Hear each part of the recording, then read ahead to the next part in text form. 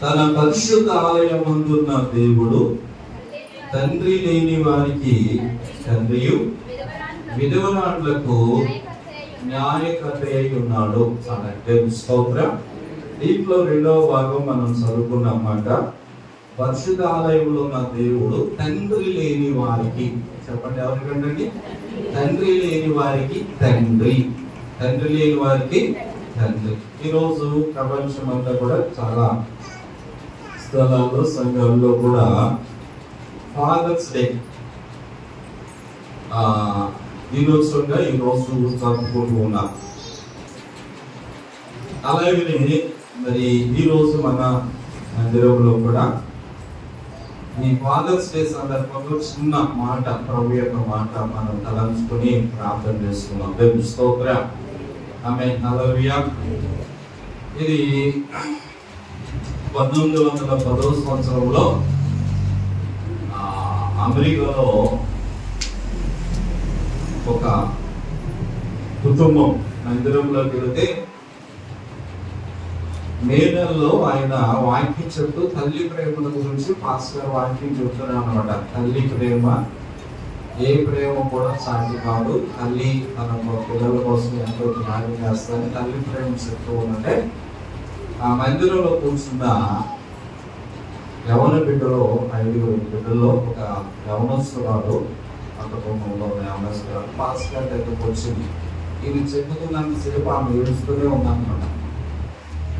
అప్పుడు ఏడ్చిన ఆ పాప పాస్టర్ దగ్గరికి వచ్చింది. ఎందుకంటే తల్లి ప్రేమ గురించి బాగా చెప్పారు, మరి తండ్రి ప్రేమ అన్నది ఒకసారి మాకు మీరు చెప్పితే బాగుంటుందని ప్రపంచానికి జూన్ 5వ తారీఖున తండ్రి దినోత్సవంగా, పితృ దినోత్సవంగా మీరు పెట్టకూడదండి, పెట్టండి అని అడిగి. ఎందుకమ్మా అట్లా అంటున్నాం అంటే, మేము 5 పిల్లలండి, నేను పెద్దదానని, నాకు చెల్లెళ్ళు ఉన్నారు చిన్నపిల్లలో. మా చిన్న పిల్లవాడు ఉన్నప్పుడు మా తల్లి పుట్టినప్పుడే ఆ పిల్లవాడు పుట్టగానే తల్లి ప్రాణం ఇచ్చి తీసింది. అప్పటి నుండి ఈ దినం వరకు తల్లి ప్రేమ అంటే ఏమిటో మాకు తెలియదండి. కానీ తల్లి ప్రేమను మించిన ప్రేమను చూపి మమ్మలను ఈ రోజు వరకు ఇంత స్థాయిలో మా తండ్రి మమ్మలను పోషించి సంరక్షించి ఆ తల్లి కన్నా ఆ ప్రేమను మాలో మేము చూపించాడని మా నాన్నగారు ఆయన పుట్టినరోజు 5వ తారీఖు అంటే అందుకని ఆ రోజు ఈ తండ్రి దినోత్సవం అనేది పెడితే బాగుంటుందని నాకు అనిపించిన ఆయన ప్రేమ తలంచుకోవాలని అన్నారు. ఆ పాస్ గారు అలాగా, కానీ నాకు ప్రోగ్రాం ఉండటం వలన నేను ఈ వారంలో 2 వారాల్లో నేను రావట్లేదు. 3వ వారంలో నేను చెప్పిన దాన్ని సమ్మతించి ఆ రోజు తండ్రులను కనపరచడం వరకు ఆ దినోత్సవం చేద్దామని ఆయన ఏం చేశాడంటే ప్రతి జూన్ నెల 3వ ఆదివారం ఎప్పుడు కూడా ఈ 3వ ఆదివారం తండ్రుల దినోత్సవం అన్నది ఏర్పాటు చేశారు. తండ్రి ప్రేమను గురించి ఎలా త్యాగం చేశారు, ఎలాగా ఆ తండ్రి చేస్తారు అని చెప్పుకుంటూ దానిని అలాగే ప్రపంచం అంతా కూడా ఇది ఇక అప్పటి నుండి అంటే ఒక తర్వాత ఒక దేశం అలాగా ప్రపంచం అంతా కూడా వ్యాప్తి చెందింది. ఇలాగా ప్రతిదానికి ఏదో ఒక దినోత్సవం అన్నది ఏర్పాటు చేసుకోవడం అనేది జరిగింది. అలాగే ఈరోజు తండ్రుల దినోత్సవం జరుపుతూ ఉంటారు. స్తోత్రం. బైబిల్లో కూడా మనకి చాలా వాక్యాలు బైబిల్ గ్రంథంలో ఈ తండ్రిని సన్మానించు దీర్ఘాయుష్మంతుడగునట్లు అని రాయబడి. స్తోత్రం. తల్లిదండ్రులు దూషించు వారి యొక్క పనులను లోయకారులు అంటే ఏం చేస్తాయండి? పీకి వేస్తాయని, వారి దీపం కారు చీకటిలో ఆరిపోద్దని ఇలాగ వాక్యాలు రాయబడింది.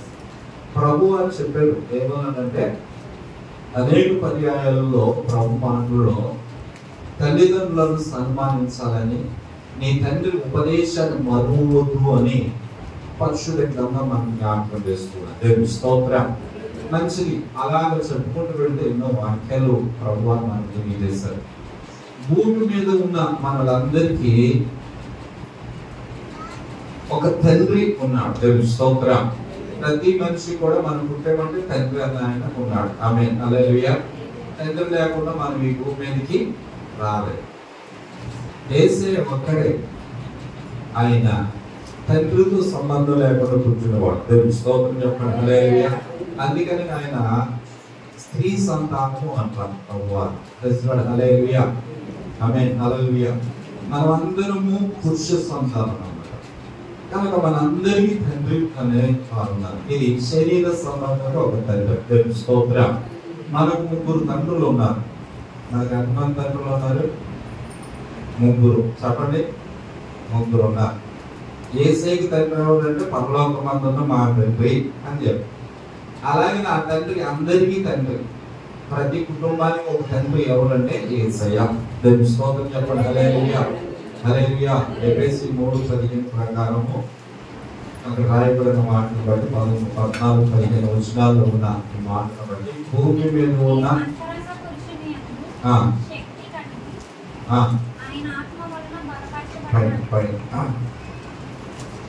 ప్రతి కుటుంబము ఈ హేతువు చేత పరలోకమందును భూమి మీదను ఉన్న ప్రతి కుటుంబము ఏ తండ్రిని బట్టి కుటుంబం అని పిలువబడుచున్నదో ఆ తండ్రి ఎదుట హల్లెలూయా. దేవుని బిడ్డ జ్ఞాపకం చేసుకోండి. ప్రతి కుటుంబము ఏ తండ్రిని బట్టి కుటుంబాన్ని పిలువబడుచున్నదో ఆ తండ్రి ఎదుట నేను మోకాళ్ళుని. 3:14 హల్లెలూయా. ఇది ఒకటి ఈయన పరలోక తండ్రి. అందుకే యేసుప్రభువు శిష్యులకు యేసయ్య నేర్పిస్తూ ప్రార్థన నేర్పిస్తూ ఏమన్నట్టు పరలోకమందున్న మా తండ్రి. హల్లెలూయా. ఈయన అందరికీ తండ్రి. హల్లెలూయా. ఇప్పుడు భూమి మీద ఉన్న తండ్రి పరలోకం ఉన్న తండ్రికి ఇప్పుడు నిదర్శనంగా మనం ఈ లోకంలో ఉన్నాం. హల్లెలూయా. ఇది జ్ఞాపకం చేసుకోవాలి. ఒకటి. 2, శారీరకంగా మనకు ఒక తండ్రి ఉన్నాడు. కొంతమందికి తండ్రి ఒకవేళ చనిపోయాడు. అందుకని బైబిల్ ఏమంటుందో మీకు జ్ఞాపకం చేస్తాను. ఇక మూడవ తండ్రి ఎవరు అంటే హెబ్రీయులకు రాసిన పత్రిక 12వ అధ్యాయము.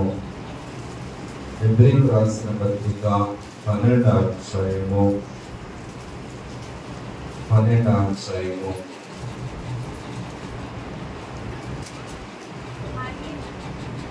అధ్యాయము 9వ వచనం.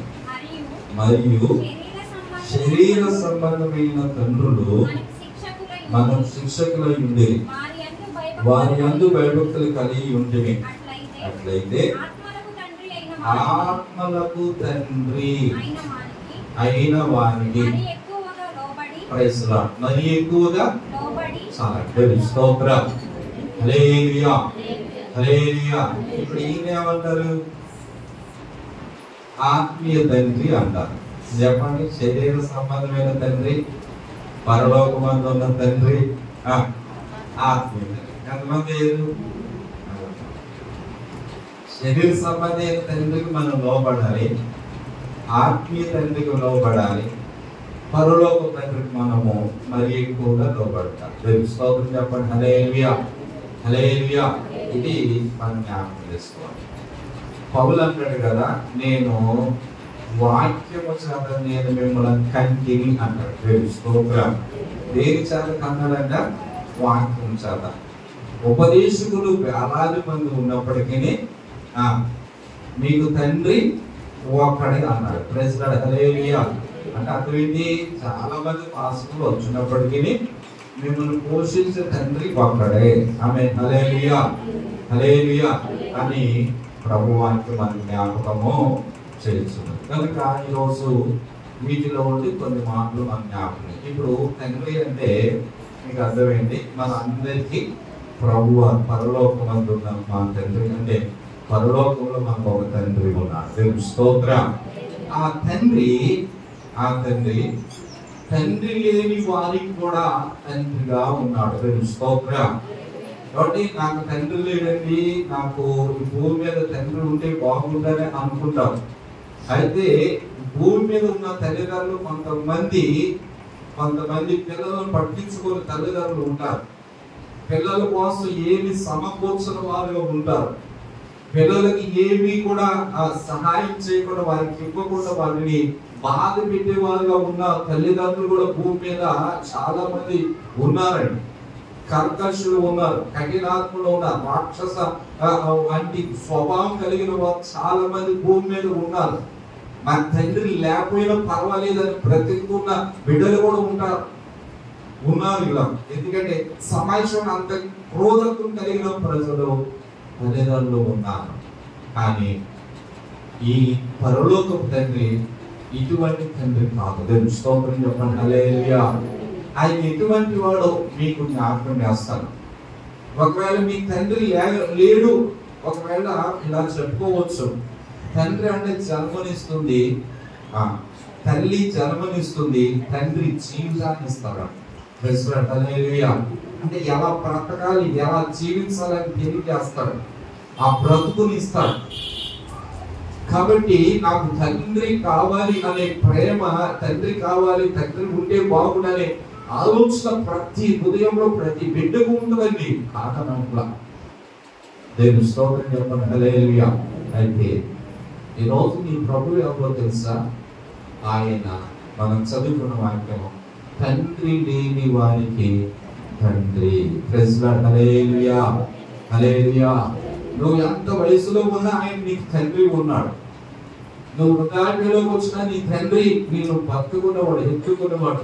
వాక్యం ఉంది, ముదిమి వచ్చు వరకు నిన్ను ఎత్తుకొనువా నన్ను నేనే, గర్భమున పుట్టినది మొదలు తల్లి వడిలో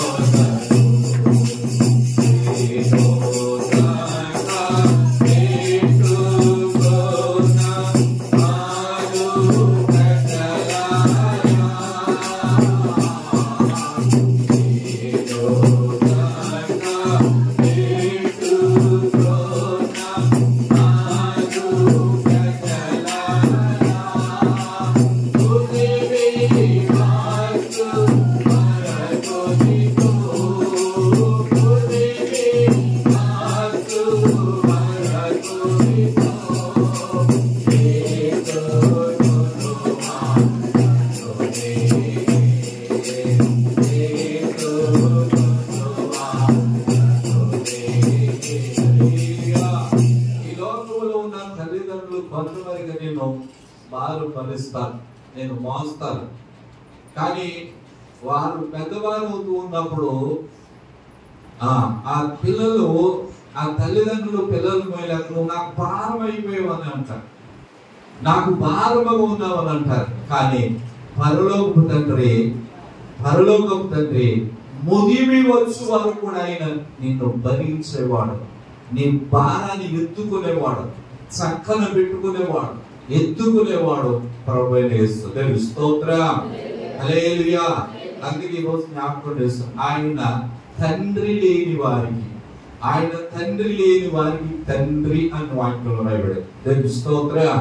ఈ రోజు నాకు తండ్రి లేడు అనుకుంటున్నావేమో, ఆయన నీకు తండ్రి. ఆమేన్. హల్లెలూయా. ఆయన నీకు తండ్రిగా ఉండి నీ భారాన్నంతగా భరించేవాడుగా, నేను పోషించేవాడుగా, నీకు సంరక్షించేవాడుగా, నేను భద్రపరచేవాడుగా, నీకు సహాయం చేసేవాడుగా, నీకు యొక్క పరిస్థితులంతా కూడా చక్కపరిచేవాడుగా, ఒక తండ్రి తన బిడ్డను చేపట్టుకుని నడిపించినట్లుగా ఆయన నిన్ను పట్టుకుని నడిపించే దేవుడుగా ఉన్నాడు. స్తోత్రం. హల్లెలూయా. ఈరోజు బైబిల్లో 1-2 మాటలు మనం తలంచుకుని ప్రార్థన చేసుకుని కీర్తన గ్రంథంలో నుండి, కీర్తన భాగంలో నుండి దేవుడు మనకు ఎలాగా ఏమై ఉన్నాడో జ్ఞాపకం చేస్తూ ఒక చిన్న మాట జ్ఞాపకం చేసుకుని చూడండి. తండ్రి ఏం చేస్తాడన్నది మనకు నేర్పిస్తున్న పాఠము, ఆయన యొక్క గుణ లక్షణాలు మనం జ్ఞాపకం చేసుకుంటే దీనిలో 10వ పరిశుద్ధ గ్రంథం 14వ వచనంలో ఇలా రాయబడి ఉన్నది. పరిశుద్ధ గ్రంథము నీవు దీనిని చూచి ఉన్నావు కదా, వారికి ప్రతికారం చేయుటకై నీవు చేటును పగను కనిపెట్టి చూచుచున్నావు. నిరాధారులు తమ్మును నీకు అప్పగించుకొందురు, తండ్రి లేని వారికి నీవే సహాయకుడవు. దేవుని స్తోత్రం చెప్పండి. హల్లెలూయా. దేవుని వాక్యంలో ఏమని రాయబడిందంటే, దేవుడు అంట తన పిల్లల కొరకు దేవుడు చెప్తున్న మాట ఏమంటే, ఈ రోజు తండ్రి లేని వారికి ఆయన సహాయం చేయవాడు. హల్లెలూయా, హల్లెలూయా. ప్రభు సహాయకుడు. ఎవరంటే ఆయన సహాయం చేసేవాడు. ఈ రోజు దేవుని బిడ్డ నీ జీవితంలో ఏ సహాయం లేక, ఎవరి అందలేక, ఎవరి ఆదరణ లేక, ఎవరి యొక్క సహాయం నాకు లేదనుకుంటా మన జీవితంలో ప్రభు ఎవరు అంటే నీకు సహాయం చేసేవాడు. దేవుని స్తోత్రం. ఆమేన్. హల్లెలూయా. నీకు సహాయము చేయువాడు సదాదు కొనువాడు ఆయనే. నీకు సహాయము చేయువాడు సదాదు కొనువాడు ఆయనే. ఆధారము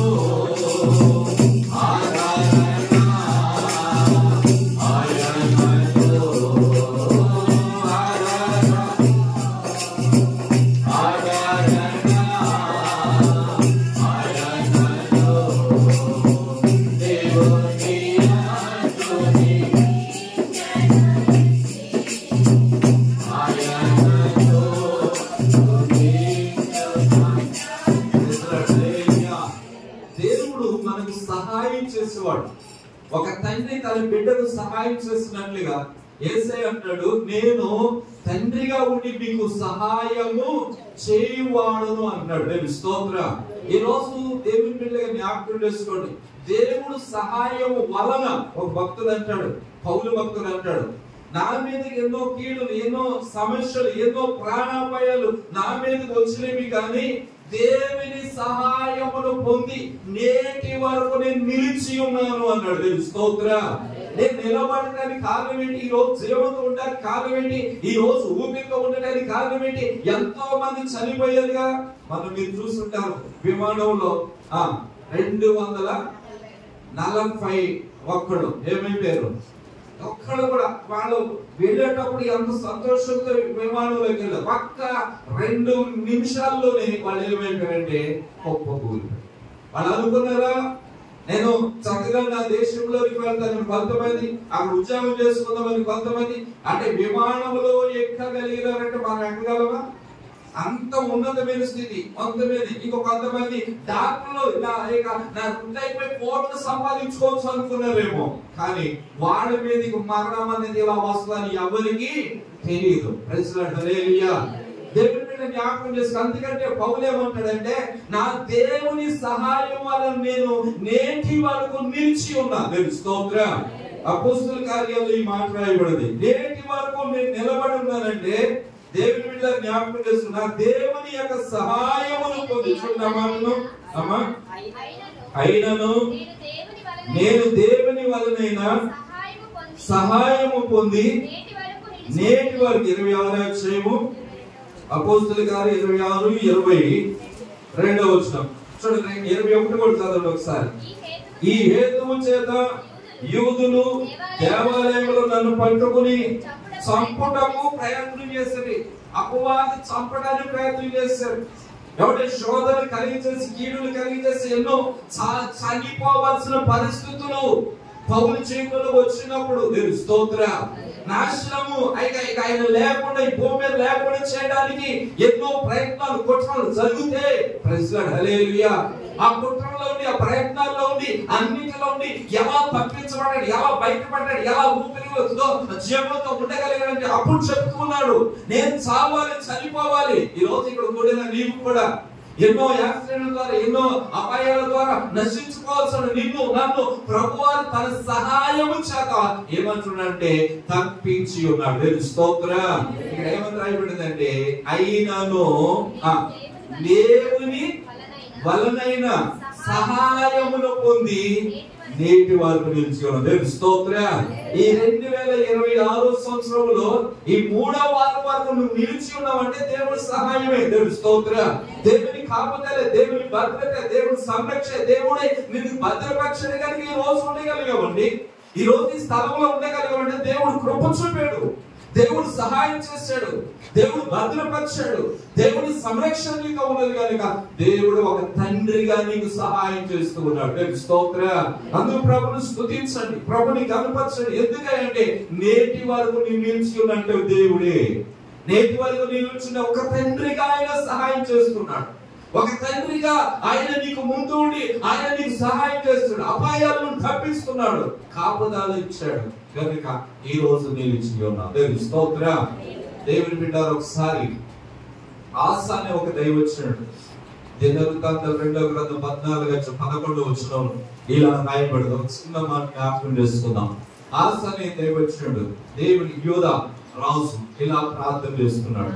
ఆయన దేశం మీద చిన్న రాజ్యం, ఆసా రాజ్యం చిన్న రాజ్యం, చిన్న రాజ్యం మీదకి ఎక్కువ సైన్యం, విస్తారమైన సైన్యం అతని మీదకి వస్తూ ఉన్నప్పుడు అతడు ఆ ప్రాంతంలో దేవుడి దగ్గరికి వెళ్ళాడు, ప్రభు సహాయం వేడుకున్నాడు, ప్రార్థన చేస్తున్నాడు. ఏమన్నాడంటే, అయ్యా నా రాజ్యం చిన్నది, నా బలము తక్కువ, నా మిలిటరీ సైన్యం తక్కువ, నాకున్న రాజకీయ బలం తక్కువ, నేను ఇటువైపు నుండి సహాయం లేని వాడను, నా బలము నేను చాలా బలహీనుడిగా ఉన్నాను, ఈ రాజ్యాల మీద జయం పొందడానికి, ఆ శత్రువుల మీద విజయం పొందడానికి నా వల్ల కాదయ్యా అని ప్రభు దగ్గరకు వచ్చి. ఎందుకంటే ఆయన చిన్న రాజ్యం. ఈ రోజు ఇక్కడ ఉన్న నీవు కూడా మన జీవితాలు చిన్నపాటి జీవితాలు, చిన్న బ్రతుకులు, చిన్న ఉద్యోగం, చిన్న జీవితాలు, చిన్న సంపద, చిన్నది మనకు వచ్చినంత రాబడి చిన్నగా ఉన్నది, కొంచెమే, ఇదంతా కూడా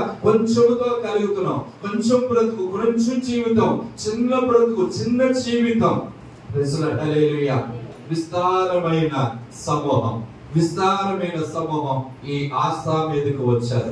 ఈ రాజ్యం, చిన్న రాజ్యం మీదకి విస్తారమైన పెద్ద గుంపు పడిపోతుంది. వాళ్ళు వచ్చేసి ఇతనికి యుద్ధం చేయాలనుకున్నారు. అప్పుడు ఇతడు చిన్న ప్రార్థన చేసుకున్నాడు. ఏమనంటే, ప్రభువా చిన్న బ్రతుకు మాది, నీ వైపు చూస్తున్నాను. చదువుతారా మాటలు?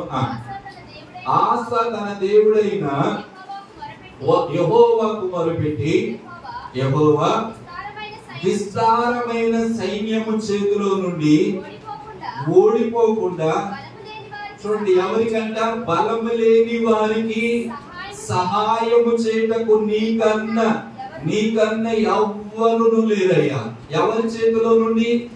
విస్తారమైన సైన్యం చేతిలో నుండి. అంటే అటువైపు సైన్యము విస్తారముగా ఉన్నది, అటువైపు సైన్యము గొప్ప సైన్యం, అటువైపు నుండి వేళ మీదకి వచ్చే శత్రువులు గొప్ప శత్రు సమూహం అన్నమాట. విస్తారమైన సైన్యం చేతిలో నుండి శత్రువులు విస్తారముగా లేచి ఉన్నారు. వారి చేతిలో నుండి మేము విడిపించబడ్డానికి మాకేమి లేదయ్యా, మేము బలహీనులము, బలము లేని వారికి సహాయం చేయడానికి. స్తోత్రం. విస్తారమైన సైన్యం చేతిలో ఉండి తప్పించుకోవడానికి, బలము లేని వారికి సహాయం చేయడానికి నీకన్నా వేరే ఎవ్వరును లేరు. మా దేవా యెహోవా మాకు సహాయము చేయము, నిన్నే నమ్ముకున్నాము, నీ నామమును బట్టి ఈ సైన్యం మీదకి ఎదిరించుటకు వెళుచున్నాము. నీవే మా దేవుడు, నీవే మా దేవుడు, నీవే మా తండ్రి, నీవే మా సహాయకుడు, నీవే మా రక్షణకర్త, నీవే అని చెప్తున్నాను. నీవే మా దేవుడవు, నిన్నే నమ్ముకొని ఉన్నాను. స్తోత్రం అని ప్రార్థన చేశాడు. ఎందుకు ప్రార్థన చేశాడంటే, వాళ్ళ విస్తారమైన సైన్యము, వీడి దగ్గర సైన్యము కొద్ది మంది ఉన్నారు. ఈ కొద్ది మంది చేత వాళ్ళు ఎదిరించలేరు, వాళ్ళ మీదకి వెళ్ళలేడు, నా వల్ల కాదు. కానీ మమ్మల్ని బలపరచడానికి, బలహీనులు బలపరచడానికి, బలహీనులకు సహాయం చేయడానికి, బలహీనమైన ఈ బ్రతుకులను బలపరచడానికి నీకన్నా ఎవరు లేరని ప్రభు మీద అనుకున్నాడు. స్తోత్రం. ఆమేన్. హల్లెలూయా. ఈ రోజు ఇక్కడికి వచ్చిన ప్రియ బిడ్డ, దేవుని బిడ్డలను జ్ఞాపకం చేసుకోండి. మన ప్రభు ఎవరంటే తండ్రి లేని వారికి సహాయం చేసేవాడు. నాకు తండ్రి నీవే ప్రభువా. ఒక తండ్రిగా ఆయన సహాయం చేయడానికి ప్రభు మీద మనం ఆనుకుంటే ఆయన సహాయకుడిగా ఉండే దేవుడు అని ఈరోజు వాక్యం జ్ఞాపకం చేస్తుంది. తండ్రి కన్నా మించిన ప్రేమ చూపే దేవుడు, సహాయం చేసే దేవుడు. ఆశ ప్రార్థన చేయగానే దేవుడు ఏం చేశాడో తెలుసా? శత్రువుల చేతిలో పడకుండా దేవుడు కాపాడు. దేవుడు స్తోత్రం. ఆమేన్, హల్లెలూయా. వాళ్ళ చేతిలో చిక్కుగా అనుకున్నా ఎలాగ తప్పిస్తాడో నీకు తెలియదు, ఎలా విడిపిస్తాడో నీకు తెలియదు. దేవుడు చేసే కార్యాలు అగోచరములు, దేవుడు చేసే కార్యాలు గొప్పవి. దేవుడు చేసే కార్యాలు మనుషులు తలంపులుగా అందరూ ఓలందరి ఘనమైన బలమైన శక్తివంతమైన కార్యాలు ప్రభువు నీ పట్ల జరిగిస్తాడు. దేవుని స్తోత్రం. ఆమేన్, హల్లెలూయా. కాబట్టి ఈ రోజు ప్రభు పిల్లలారా జ్ఞాపకం చేసుకోండి. బలము లేని వారు, మించిన బలము గల వారి చేతిలో ఉండి దీనులను విడిపించడానికి ప్రభు కనుక ఎవరు లేరు. ఆయన బలహీనులను బలపరిచే దేవుడు. దేవుని స్తోత్రం. నిరాధారులుగా ఉన్న వారికి, ఏ ఆధారం లేక ఉన్న వారికి, ఆధారం లేని బిడ్డలకు ఆధారమై ఉన్నాడు. అందుకని అంటాడు, యెహోవా నా సహాయకుడు. దేవుని స్తోత్రం చెప్పండి. హల్లెలూయా. కీర్తనకారుడు, దేవుడు నాకు సహాయం చేసేవాడు. ఆపత్కాలంలో ఆయన నమ్మదగిన సహాయకుడు. దేవుని స్తోత్రం. ఆమేన్, హల్లెలూయా. ఆపదలో ఉన్నవా, కష్టములో ఉన్నవా, కన్నీటిలో ఉన్నవా, బాధలో ఉన్నవా, ప్రభువా అని పిలవగానే సహాయం చేయడానికి ఆయన దిగి వచ్చాడు. దేవుని స్తోత్రం చెప్పండి. హల్లెలూయా. ఈ ఆశ ప్రభు తిరిగి ప్రార్థన చేయగానే వెంటనే దేవుడు శత్రువుల చేతిలో పడకుండా కాపాడు. శత్రువులకు అర్థం కాల, అరే ఇంత చిన్న గుంపు చెంద ఈ కొద్ది మంది చది ఎలాగ కార్యం జరుగుతుంది, ఎలాగని వాళ్ళందరూ ఇది దేవుని భయము అని ఆ దైవ భయానికి భయపడి ఏం చేశాడంటే శత్రువుల మీదకి, ఇశ్రాయేలు మీదకి, లేక ఈ యోధా ప్రజల మీదకి రాకుండా వాళ్ళందరూ కూడా దేవుని భయం చేత మారిపోయారు. దేవుని స్తోత్రం. విజయం కలిగింది, చిన్నవాళ్ళకి విజయం కలిగింది. ఈ రోజు ప్రభు మాటలు పట్టిన దేవుడు సహాయం చేయకపోతే ఆ రోజు వాళ్ళు అంతమైపోవాలి, ఆ రాజ్యం భూమి మీద లేకుండా అయిపోవాలి. కానీ దేవుని బిడ్డలను జ్ఞాపకం చేసుకోండి. చిన్నవారుగా ఉన్నాం, బలహీనులుగా ఉన్నాం, చేతగాని వాళ్ళగా ఉన్నాం, ఏ సహాయం లేకుండా ఉన్నాం, ఏ ఆదరణ లేకుండా ఉన్నాం. ప్రభు మీద వాడుకో, ప్రభు సహాయం దగ్గరికి రా. ప్రభు నేను ఏం చేస్తాడో తెలుసా? ఆయన నీకు సహాయము చేస్తాడు. ఒక తండ్రిగా ఆయన నీకు సహాయం చేస్తాడని దైవ వాక్యం మనకి జ్ఞాపకం చేస్తుంది. దేవుని స్తోత్రం. ఆమేన్, హల్లెలూయా. తండ్రిగా ఆయన నీతో ఉన్నాడు. ఆయన ఎవరో కాదు, నీకు తండ్రి. ఆయన అన్నాడు, తండ్రి లేని వారికి ఆయన సహాయకుడు. దేవుని స్తోత్రం చెప్పండి. హల్లెలూయా. ఈ భూమి మీద ఒకవేళ తండ్రి ఉన్న నిన్ను పట్టించుకోకపోతే ప్రభు దగ్గర రా, ప్రభు దగ్గర చెప్పు, అయ్యా నీవే నా సహాయం. ఒకవేళ నీ తండ్రి ఒకవేళ ఏదైనా చేయాలనుకుంటాడు కానీ ఆయన చేయలేడు, నువ్వు అనుకున్నవి ఏది చేయలేని ఆ స్థితిలో ఉన్నాడు. అంటే ఒక ఉన్నతమైన స్థితిలో, ఉన్నతమైన భాగ్యంలో, ఉన్నతమైన ఆశీర్వాదకరమైన జీవితం ఇవ్వడానికి నీ తండ్రి దగ్గర స్తోమత లేకపోవచ్చు. ఆమేన్, హల్లెలూయా. ఒకవేళ నా తండ్రి ఉన్నాడు కానీ నన్ను ఒక ఉన్నతమైన స్థితిలో తీసుకురాలేడండి అని నువ్వు అనుకుంటు నిజమే. ప్రెసిడెంట్ హల్లెలూయా. ఏ తండ్రి అయినా తన పిల్లలకు ఏమి ఇవ్వగలడంటే బలహీనంతో జ్వరం వచ్చింది అనుకోండి, టాబ్లెట్ ఇచ్చి తీసుకురాగలడు. దేవుని స్తోత్రం చెప్పండి. హల్లెలూయా. జ్వరం తీసేయగలడా? కానీ నా ప్రభు జ్వరాన్ని కూడా తీయగలిగిన వాడు. దేవుని స్తోత్రం చెప్పండి. హల్లెలూయా. అంతేనా? డాక్టర్ ఈ యొక్క తండ్రి ఏదన్నా డబ్బులు పెట్టి ఆయన దగ్గర ఉన్న తన స్వామత కొద్ది ఏదైనా చేయగలడు.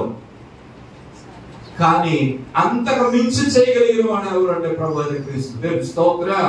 నీ సమస్యను తీయగలిగిన వాడు ఈ భూమి మీద ఉన్న ఏ తండ్రి నీ సమస్యను, నీ గుండెలో ఉన్న వేదన, నీ కలవరాలు, నీలో ఉన్న వేదనని ఏ తండ్రి ఒకవేళ భూమి మీద అర్థం చేసుకోకపోవచ్చు, కానీ పరమందున్న దేవుడు నీకు సహాయం చేయవాడు. దేవుని స్తోత్రం. నీ పరిస్థితిని అర్థం చేసుకోగలిగినవాడు, గుండె లోతును చూడగలిగినవాడు, గుండెలో ఉన్న వ్యాధులను చూడగలిగినవాడు, సమస్యను చూడగలిగినవాడు, ఇరుకును చూడగలిగినవాడు ప్రభు అయిన క్రీస్తు. దేవుని స్తోత్రం. ఆయన మనకు తండ్రి. ఆమేన్, హల్లెలూయా. ఇక్కడ ఉన్న నీ అందరితో చెప్తున్నాడు, నువ్వు పెద్ద వయసులో ఉండవచ్చు, చిన్న వయసులో, ఏ వయసులో అన్నది కాదు, కానీ ఆయన మనందరికి ఎవరై ఉన్నారంటే తండ్రి. ఆయన నీకు సహాయం చేయవాడు. ఆయన నీకు సహాయం చేయవాడు. దేవుని స్తోత్రం చెప్తా. హల్లెలూయా. తల్లి కన్నా ఉత్తముడు, తల్లి కన్నా తండ్రి కన్నా ఉత్తముడు. ఆయన తల్లి కన్నా తండ్రి కన్నా ఉత్తమమైన వాడు. దేవుని స్తోత్రం చెప్తా. హల్లెలూయా. ఇంకొక మాట తొందరగా మన సమయం అనుకూలతను బట్టి నేను మాట తలంచుకుని ప్రార్థనలోకి వెళ్ళిపోదాం. దేవుని బిడ్డ 146 కీర్తనలో కూడా వెళ్దాం. 146 కీర్తన దేవుని బిడ్డ జ్ఞాపకం చేసుకుని 9వ వచనం చదువు చూడండి. యెహోవా పరదేశులను కాపాడువాడు, ఆయన తండ్రి లేని వారికి విధవరాట్లను ఏం చేసేవాడండి? ఆయన ఆదరించే దేవుడు. దేవుని స్తోత్రం చెప్పండి. హల్లెలూయా. ఆమేన్. హల్లెలూయా. ఒకటి సహాయం చేసే దేవుడు, రెండు ఆదరించే దేవుడు. ఆమేన్. హల్లెలూయా. దేవుని మీద జ్ఞాపకం చేసుకో. దేవుడు ఎవరు అంటే నువ్వు ఆదరణ లేక ఉన్న ప్రతి ఒక్కరికి ప్రభు చెప్తున్న మాట, ప్రతి ఒక్కరితో ప్రభు మాట్లాడుతున్నాడు. ఏమన్నంటే నేను నిన్ను ఆదరిస్తాను అన్నాడు. దేవుని స్తోత్రం. ఒక తండ్రి తన బిడ్డలను ఏం చేసుకుంటారు? హక్కులు చేర్చుకుంటాడు. వారి కష్టములు నేను ఉన్నానని అభయం ఇస్తాడు. వారి బాధల్లో నేనున్నానని వెన్నంటి ఉండి వారికి సహాయం చేస్తాడు. వాళ్ళని ఆదరిస్తూ ఉంటారు. పర్వాలేదు నేనున్నానుగా అని ధైర్యాన్ని ఇస్తూ ఉంటాడు. దేవుని స్తోత్రం చెప్పండి. హల్లెలూయా. అయితే ఇక్కడ దేవుని వాక్యం ఏముంటుందంటే ఒక తండ్రిగా ప్రభు వారు ఏం చేస్తున్నాను జ్ఞాపకం చేస్తున్నాను. నేను ప్రభు చేసే కార్యాల గురించి చెప్తున్నాను. ప్రభు ఎవరు అంటే ఆయన నీకు ఆదరణకర్తగా ఉన్నాడు. దేవుని స్తోత్రం చెప్పండి. హల్లెలూయా. హల్లెలూయా. ఈ రోజు ప్రభు మీద జ్ఞాపకం చేస్తున్నాడు. ఆయనంట పరదేశులను కాపాడువాడు, ఆయన తండ్రి లేని వారికి తండ్రిగా ఉండి వారిని ఆదరించేవాడు. దేవుని స్తోత్రం చెప్పండి. హల్లెలూయా. ఏం చేస్తారండి? ఆదరణ. ఆదరణ. ఈ రోజు ఏ కుటుంబంలో చూసినా ఏదో ఒక కలవరాలు, ఏదో ఒక అశాంతి, ఎటు చూసినా ఆదరించేవారు లేక, బిడ్డలను బలపరిచేవారు లేక, కృంగిపోతూ ఉన్నప్పుడు నేను ఉన్నానని అభయం ఇచ్చేవారు లేక, ఆదరణ లేని జీవితాలు జీవిస్తూ ఉన్న ఎన్నో కుటుంబాలు ఉన్నాయి. దేవుని స్తోత్రం. అయితే ప్రభు వారు వచ్చినమాట, నేను నిన్ను ఆదరిస్తాను. దేవుని స్తోత్రం. ఆమేన్. హల్లెలూయా. ఈ భూమి మీద ప్రభువే నిన్ను ఆదరించగలరు. నీ పరిస్థితిని అర్థం చేసుకుని ఆదరణ దేవుని వలన, దేవుని వాక్యం వలన మనం కలుగుతూ ఉంటాం. దేవుని స్తోత్రం. భక్తుడైన యోబు ఏమంటాడో తెలుసా? అందరూ నా స్నేహితులు ఉన్నారు, యోబు నీకేంటో నేను ఉన్నానని ఒకప్పుడు అన్న ఈ స్నేహితులందరూ అలా కొడుకులు చనిపోగానే, కుటుంబంలో కలవరం రాగానే అందరూ వచ్చి ఆదరించడానికి బదులు ఏం చేశారండి? వాళ్ళు ఆదరించలేదు, బాధకులైపోయారు. బాధ పెట్టేవాళ్ళే. 16వ అధ్యాయంలో ఉంది. 16 యోబు గ్రంథం 16వ అధ్యాయంలో అందుకు యోబు ఇలా అంటున్నాడు, నేను విని ఉన్నాను, వీరందరూ మీరందరూ నా స్నేహితులైన మీరందరూ బాధకే కర్తలు గాని ఆదరణకు. వీళ్ళందరూ రే నువ్వేదో నీతిమంతుడు అనుకున్నావు, నువ్వేదో భక్తు పడువు అనుకున్నావు, నువ్వేదో దేవుడు పెట్టు అనుకున్నావు. నువ్వు దేవుడు పెట్టి వ్యక్తి ఎందుకు అలా జరిగింది? అమ్మా నువ్వు గుడికి వెళ్తున్నావు, ప్రార్థనకి వెళ్తున్నావు, ఎందుకు నీ ఇంటికి సమస్య, ఎందుకు నీవు ఇలాగా బాధలు? అంటే నీదేదో ఏదో తప్పు ఉంది, నువ్వేదో ఈ పాపం చేసావు, నువ్వేదో చెడిపోయావు, పడిపోయావు, ఏదో అని రకరకాల మాటలు అతన్ని గాయపరుస్తూ ఉన్నారు. కాబట్టి ప్రజలు ఎటువంటి వారంటే గాయం చేసేవారే కానీ గాయాలు కట్టేవారు కాదు. దేవుని మీద జ్ఞాపకం చేసుకుని యోబు అంతటా ఈ భక్తుడిని ఒకప్పుడు వీళ్ళందరూ కూడా ఆయన వాక్యంలో అంటాడు కదా, వీళ్ళందరూ కూడా నా ఇంటి దగ్గర నుండి తెలుగుండి వెళ్ళిన వాళ్ళు లేరు. ఎవరైనా వస్త్రహీనుడిగా ఉంటే నేను వస్త్రాలు ఇవ్వకుండా వాడు ఆ దారిని వెళ్ళిన పరిస్థితులు లేవు. ఎప్పుడు వాళ్ళకి ఏది అవసరమైనా అవన్నీ కూడా ఇచ్చాడు. కానీ ఈ రోజున వాళ్ళందరూ నన్ను ఎలా చూస్తున్నారు తెలుసా? ఏడాది చేస్తున్నారంట, నిందిస్తూ ఉన్నారు, దూషిస్తున్నారు, గాయం చేస్తున్నారు. మాట్లాడే మాటలు నా హృదయాన్ని గుచ్చుకుంటున్నాయి, బాధ కలిగేస్తున్నారే, కానీ ఆదరించేవాడు ఒకడును లేదండి. నిజమే ప్రియమైన దేవుని బిడ్డలారా, మన జీవితాల్లో కూడా అన్ని బాగున్నప్పుడు పరిస్థితులు నీ దగ్గర ఒకవేళ గొప్పగా మాట్లాడటం నీ ఎదుట, బయటికి వెళ్ళిన తర్వాత వాళ్ళు ఏం చేస్తారో తెలుసా, నేను గాయపరిచే మాటలు మాట్లాడతాను. ఒకవేళ నీ పరిస్థితి బాగోపోతే నేను గాయం చేస్తారే కానీ నీ మాటల చేత నేను బాధ పెంచేవారే కానీ ఏడ్పించేవారే కానీ గాయాలు కట్టేవారు ఎవరు లేదు. స్తోత్రం చెప్పండి హల్లెలూయా. కానీ ప్రభు ఎవరో తెలుసా, ప్రభు ఎవరో తెలుసా, నీకు ఆదరణ కలిగించేసేవాడు. స్తోత్రం. నీ గాయాలు కట్టేవాడు, నేను ఆదరించేవాడు, నీకు సహాయం చేసేవాడు. స్తోత్రం చెప్పండి హల్లెలూయా. మన బ్రదర్ చనిపోయారు, జ్ఞాపకార్థ కూడి జరుగుతుంది. అప్పుడు జ్ఞాపకార్థ కూడిక లేక ఆదరణ కూడిక అంటారు. అప్పుడు ఏం చేయాలి, ఆయన ఇటువంటి కానీ కాస్త ఆ ఇంట్లో యవ్వన ప్రాయం చనిపోయాడు అన్నప్పుడు ఏం చేస్తాం మనం, ఆదరించే మాటలు మాట్లాడాలి. ఆడు లెక్కలేని కథలతో బతికాడు, అందుకే ఆడు అక్కడ తెచ్చాడు అని ఉపన్యాసం చేసేది అనుకోండి, ఎలా ఉంటది ఏమండి? నీకు ఇప్పుడు ఆడు ఇష్టమైన లెక్కలేనితనంగా బ్రతికేది కనుక చచ్చాడు అని ఇంతమందిలో పట్టుకొని నేను మాట్లాడాను అనుకోండి, ఏమవుతుంది, అటు పుండి మీద కారం చల్లినట్టు ఉంటుంది, గాయాన్ని ఎక్కువ చేస్తున్నట్టు ఉంటుంది. కానీ వాళ్ళు ఎలాంటి వాళ్ళు కానీ అప్పుడు ఏం చేయాలంటే ఆదరణకరమైన మాట. దేవుని స్తోత్రం. ఆమేన్ హల్లెలూయా. అది గాయం చేయడానికి కాదు, మనం తీర్పు తెచ్చడానికి కాదు దేవుడు మనం పెట్టుకోలేదు. దేవుని స్తోత్రం. ఆమేన్ హల్లెలూయా. మనం ఏం చేయాలంటే అక్కడ సేవకులు ఏం చేస్తున్నారంటే ముఖం పూట పొడుస్తుంటే అసలే వ్యాధులతో ఎందుకు నా బ్రతుకు అయిపోయింది, ఇలా అయిపోయింది, శూన్యంలో ఉన్నాను అనుకున్న వాళ్ళకి ఈ మాటలు ఇంకా గాయం చేసి నేను ఎందుకు బతకాలన్నట్టుగా అయిపోవాలి.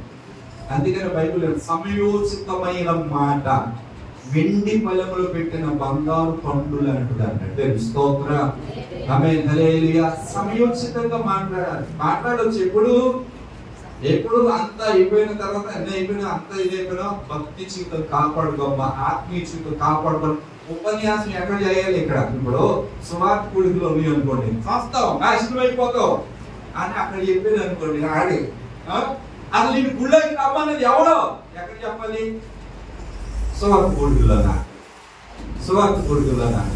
నేను ఎవరు రమ్మన్నాడు, నీ యొక్క నైవేద్యం నాకు ఎక్సలైంది బైబిల్లోనే ప్రసంగ అది ఎక్కడది, యెషయా గ్రంథం 1:13 ఉంది అనమాట. కాబట్టి నువ్వు గుళ్ళో వస్తావు ఎవరు రమ్మన్నాడు, నీకు నీ నైవేద్యం నాకు అసహ్యమైపోయింది అని ఇలా ప్రసంగం ఎక్కడ చేయాలి, స్వార్థ గుడిలో. అప్పుడే వచ్చాడు పాపం గుడికి, అదే మీటింగ్ కానీ వచ్చాడు. ఆ మీటింగ్ వచ్చినోడు ఏం చేద్దాం, నిన్ను ఎవరు రమ్మన్నారా, ఇదా ప్రసంగం. స్తోత్రం. అక్కడ ఏంటంటే రా ప్రభు దగ్గరికి రమ్మన్నాడు. ఎలాంటి వాడు నేను పర్వాలా, చెడిపోయిన ఆమెను కూడా దేవుడు బాగు చేశాడు, పడిపోయిన ఆమెను బాగు చేశాడు, పడిపోయిన ఆమెను ప్రేమించాడు నా యేసయ్య. దేవుని స్తోత్రం. దేవుని ప్రేమ ఇదిగో జనులార భావంబునను తెలియరే, కేవలము నమ్ముకొనినా పరలోక జీవంబు. ఆమేన్ హల్లెలూయా. అక్కడ చెప్తాం, ఇక్కడికి వచ్చినాక తమ్ముడు అలా కాదు నాన్న, ఇచ్చిపెట్టు, వదిలిపెట్టు, అలా ఉండకూడదు. ఇక్కడ ఎప్పటికప్పుడు ఏం చేస్తామంటే ఉతుకుతూ ఉంటారు, జాడిస్తూ ఉంటారు, ఇస్త్రీ చేస్తూ ఉంటారు, పరలోక రాజ్యాన్ని తీసుకుని ఉంటారు. స్తోత్రం. అక్కడ నుండి ఏం చేయాలంటే ఇక్కడ తీసుకురావాలి. అక్కడే ఆదిలోనే మొదలు పెట్టాం అనుకో, ఇంకా ఆడ గుడికి ఎలా అవుతుంది. దేవుడు యేసుప్రభువు వారు కూడా మన జీవితంలో నువ్వు మొదట్లో ఉన్న నీ ఆత్మీయతను బట్టి నీకు కొంచెం విశ్వాసమే, కానీ వెంటనే కార్యాలు అయిపోతాయి. దేవుని స్తోత్రం. ఆమేన్ హల్లెలూయా.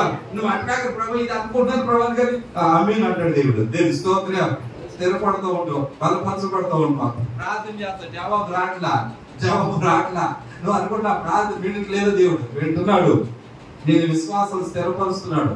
ప్రార్థనలు స్థిరపరుస్తున్నాడు, భక్తులు స్థిరపరుస్తున్నాడు, ఆత్మీయులు స్థిరపరుస్తున్నాడు, శ్రమస్సులు ఇరుకులు ఇబ్బందుల్లో స్థిరపరుస్తున్నాడు. శ్రమల్లో నువ్వు కుంగిపోకూడదు, బలహీనులు కాకూడదు. రేపు ఎటువంటి ఉపద్రవం వచ్చినా దేవుడు విడిచిపెట్టకూడదని ఇప్పుడు ఏం చేస్తున్నాడంటే బలపరచడానికి ఆయన కొన్ని ప్రార్థనలను ఆయన విననట్టుగా ఉన్నాడు. స్తోత్రం.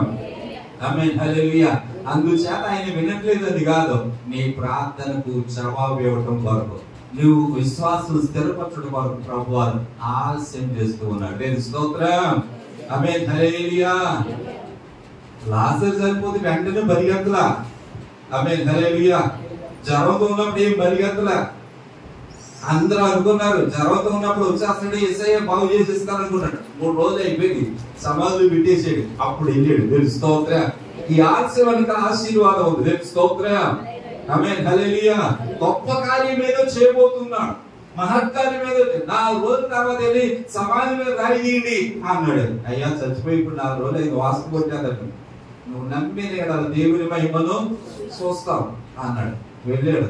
లాజరు బయటికి అన్నాడు, రా అన్నాడు. వెంటనే ఏమయ్యాడు? మేక వస్త్రాలు చుట్టబడిన వాడు వచ్చేసాడు. స్తోత్రం.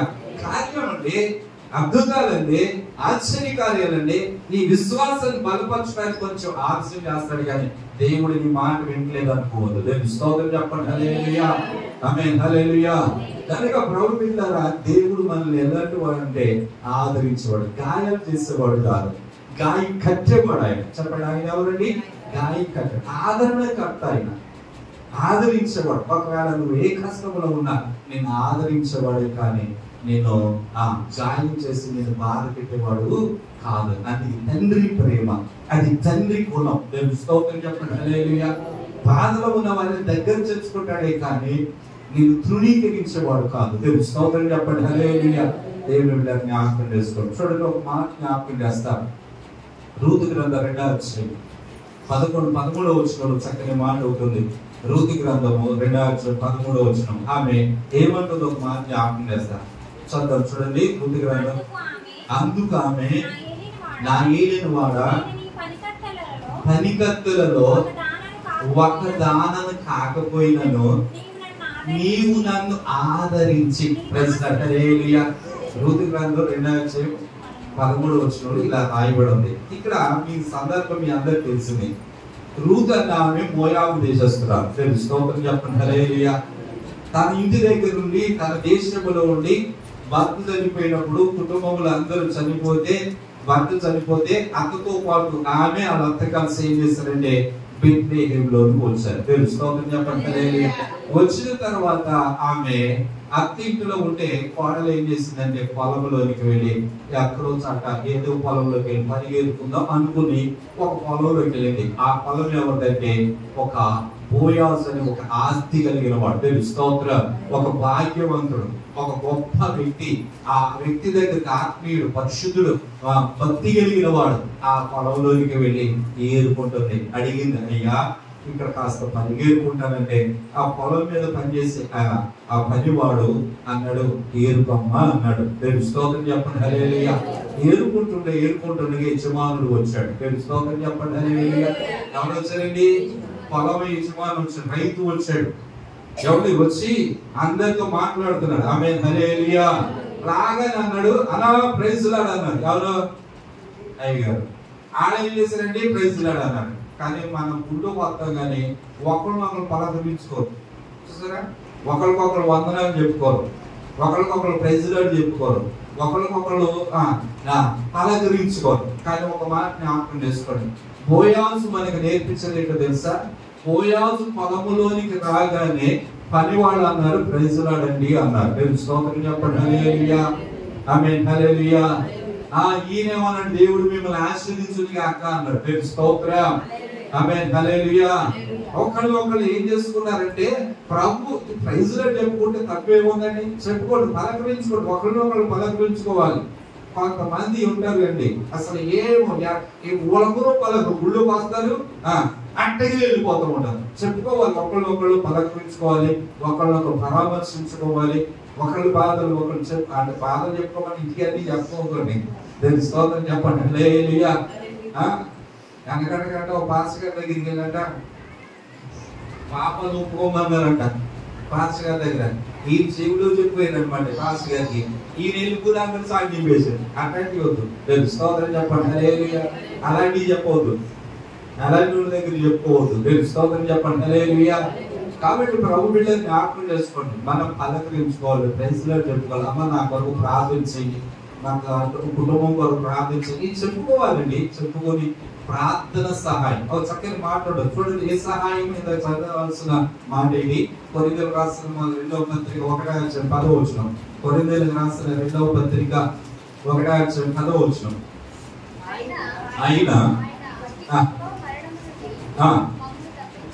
ఆయన గొప్ప మరణము నుండి మమ్మలను తప్పించను, ఇక ముందుకును తప్పించను, మరియు మా కొరకు ప్రార్థన చేయటం వలన మీరు కూడా సహాయము చేయుచుండగా. స్తోత్రం చెప్పండి. హల్లెలూయా. ఏ సహాయం ఇది? ప్రార్థన అనేది సహాయం. నువ్వు ఆస్తులు ఏమి ఇవ్వక్కర్లా, నీ ఇంట్లో ఏమి తీసుకొచ్చి ఇవ్వక్కర్లా. ప్రార్థన అనేది సాయం చేయండి. ప్రార్థన సహాయం మీరు ఇవ్వండి. ప్రార్థన చేయించడం దైవజనుడు అని ఈయన ఎవరో తెలుసా? పౌలు భక్తుడు. ఆమేన్. హల్లెలూయా.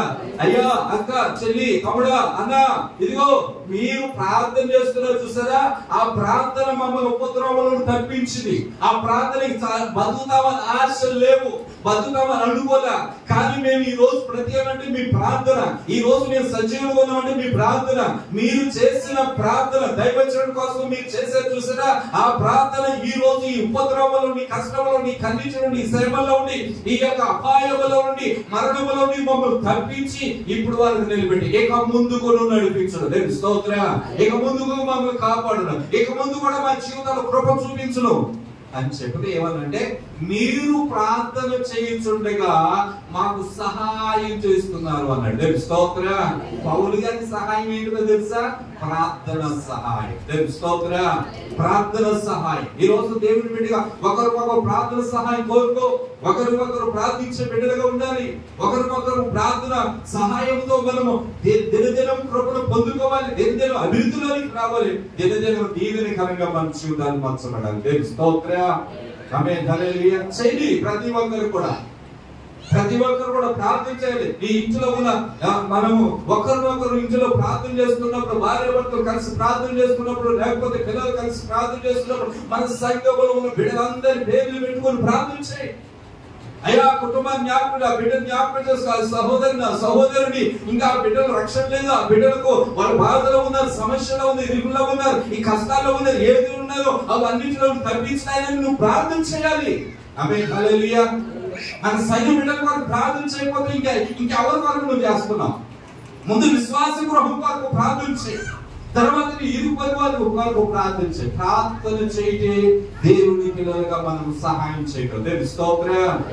ఆమేన్. హల్లెలూయా. చేయండి, సహాయం చేయండి. ఏ సహాయం ముందు? ప్రార్థన సహాయం. చెప్పండి, ఏం చేయాలని? ప్రార్థన సహాయం. కనుక ప్రభు బిడ్డలారా, ఈ యొక్క రూతు బోయాజు పొలంలోకి వెళ్ళినప్పుడు ఒకరినొకరు ఏం చేస్తున్నారంటే, ఆ పొలంలో ఉన్న వాళ్ళ పని వాళ్ళందరూ కూడా ఏం చేస్తున్నారంటే ప్రార్థించుకున్నారు. స్తోత్రం. ఈ లోపు ఏమి కనపడింది? కానీ ఆ ఏడుకుంటుంది. ఒక విధంగా చూశాడు, ఎవరే ఈ చిన్నది ఎవరిది అన్నాడు.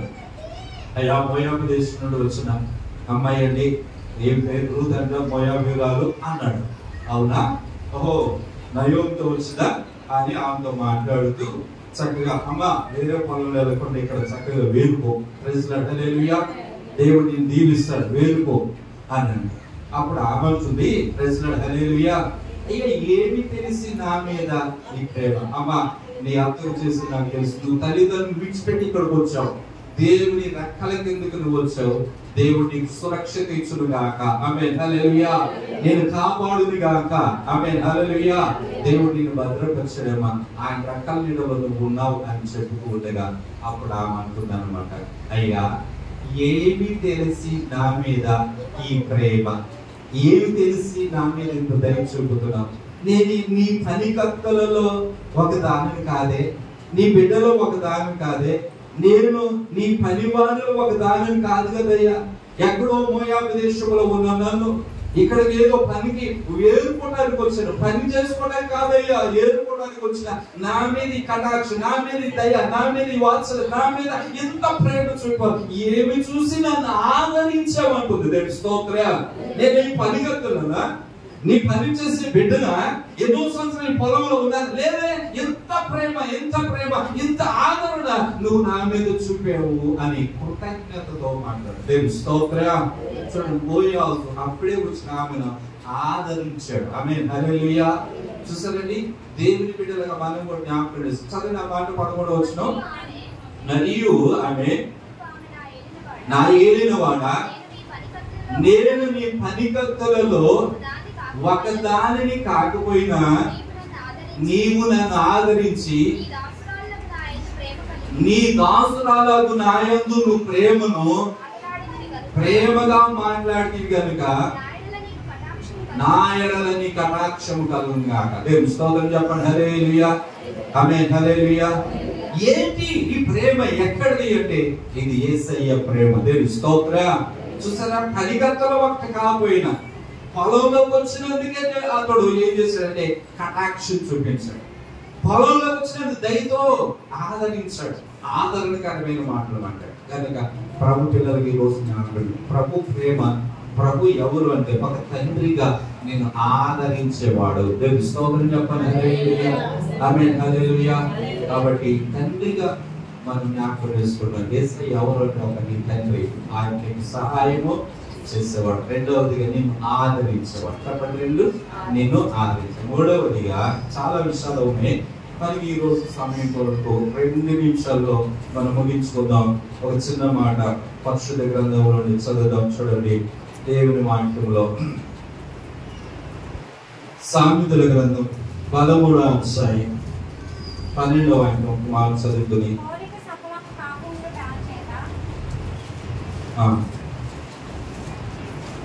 సామెతల గ్రంథం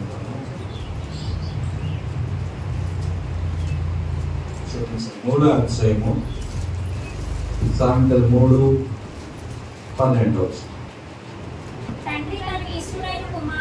తండ్రికి తనకి ఇష్టడైన కుమారుని గద్దించు రీతిగా యెహోవా తాను ప్రేమించు వారిని గద్దించు. చాలా దేవుని స్తోత్రం. ప్రేమించేవాడు, ఆదరించేవాడు, సహాయం చేసేవాడు అంతేకాదు, ఆయన గద్దించేవాడు కూడా. హల్లెలూయా, ఆమేన్, హల్లెలూయా. కాబట్టి ఆయన గద్దించేవాడు. తండ్రి గద్దించకపోతే నిజమైన ప్రేమ ఆ బిడ్డ మీద చూపట్లేదు అని జ్ఞాపకం. హల్లెలూయా. ఎందుకని నీవు తండ్రిగా అయితే తండ్రిలో ఉన్న గుణం ఏంటంటే గద్దింపు కూడా ఉండాలి. ఆమేన్, హల్లెలూయా. స్తోత్రం చెప్తా. హల్లెలూయా. ఒకవేళ పిల్లలు అనుకోవచ్చు, ఏంటి ఇలాగా పద్దాకు మా నాన్న గద్దిస్తాడు అని అనుకోవచ్చు. అయితే ఆ గద్దింపు వెనకాల ఏముందో తెలుసా? ప్రేమ. ఉదాహరణ వచ్చిన మాట చెప్తాను. తండ్రి కొడుకులు ఒక ప్రాంతంలో, ఒక అడవి ప్రాంతంలో వెళుతూ ఉన్నారు.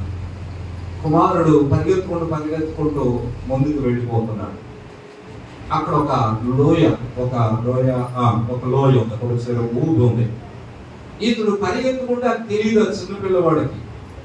ఆ చిన్న పరిగెత్తుతున్న యవన ప్రాయంలో చిన్న వాడుగా ఉన్న వాడికి వెళ్ళిపోతున్నాడు. వెనకాలను పిలుస్తున్నాడు, బాబు బాబు వెళకురా వెళకురా, ఆగురా ఆగురా అంటే మా నాన్న అలాగా అంటాడు అనుకుని ఇంకా పరిగెత్తున్నాడు. అప్పుడు ఆయన దగ్గర ఒక బాణం ఉంటుంది, విల్లు ఉంటుంది. లాగి బాణం చేసి ఏం చేశాడంటే కాలు గురి పెట్టి కొట్టాడు. వెంటనే వాడు కాలు ఈ బాణం తగలగానే పడిపోయాడు, ఆగిపోయాడు. ఇప్పుడు తండ్రి ఎందుకు బాణం వేసి అతను కొట్టాడు? అలా కొట్టకపోతే ఆ గాయం అవ్వకపోతే వీడు ఊపిలో పడిపోతాడు, అగాధంలో పడిపోతాడు, వాడు ప్రాణమే పోతే. ఆ ప్రాణం పోకుండా ఉండాలంటే తండ్రి ఏం చేశాడంటే వెనక నుండి ఒక బాణం వేసి గాయించేస్తాడు.